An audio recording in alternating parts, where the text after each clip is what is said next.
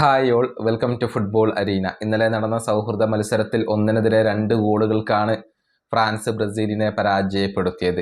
France 10 പേരായി ചുരുങ്ങിയിട്ടും സമനില നേടിയെടുക്കാൻ പോലും ബ്രസീലിന് കഴിഞ്ഞില്ല എന്നുള്ളത് ബ്രസീലിയൻ ആരാധകർക്ക് നിരാശ നൽകുന്ന കാര്യമാണ്.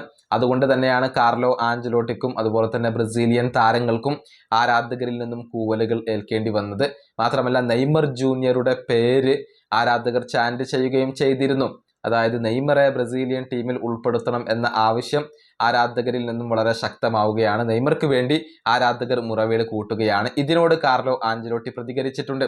അതായത് നെയ്മറുടെ പേര് ചാൻറ്റ് ചെയ്തല്ലോ, അതിനെ എങ്ങനെ നോക്കിക്കാണുന്നു എന്നായിരുന്നു മാധ്യമ പ്രവർത്തകർ കാർലോ ആഞ്ചലോട്ടിയോട് ചോദിച്ചത്. എന്നാൽ ഇവിടെ ഇല്ലാത്ത താരങ്ങളെക്കുറിച്ച് സംസാരിക്കേണ്ട ആവശ്യമില്ല, ഇവിടെ ടീമിന് വേണ്ടി നല്ല രൂപത്തിൽ ഫൈറ്റ് ചെയ്ത താരങ്ങളെക്കുറിച്ച് സംസാരിക്കൂ എന്നാണ് കാർലോ ആഞ്ചലോട്ടി ഇപ്പോൾ പറഞ്ഞിട്ടുള്ളത്. അദ്ദേഹത്തിന്റെ വാക്കുകൾ ഇങ്ങനെയാണ്: നമ്മളിപ്പോൾ ചെയ്യേണ്ട കാര്യം എന്തെന്നാൽ ഇവിടെയുള്ള താരങ്ങളെക്കുറിച്ച് സംസാരിക്കുക എന്നുള്ളതാണ്. ടീമിന് വേണ്ടി എല്ലാം നൽകി കളിച്ച താരങ്ങളാണ് നമ്മുടെ താരങ്ങൾ. അവരുടെ ക്യാരക്ടർ അവർ പ്രൂവ് ചെയ്തിട്ടുണ്ട്, നന്നായി ഹാർഡ് വർക്ക് ചെയ്തിട്ടുണ്ട്. ഇവിടെയുള്ള താരങ്ങളിൽ ഞാൻ സംതൃപ്തനാണ്. ഇവിടെ ഇല്ലാത്ത താരങ്ങളെക്കുറിച്ച് നമ്മളിപ്പോൾ സംസാരിക്കേണ്ട ആവശ്യമില്ല. ഇതാണ് കാർലോ ആഞ്ചലോട്ടി പറഞ്ഞിട്ടുള്ളത്.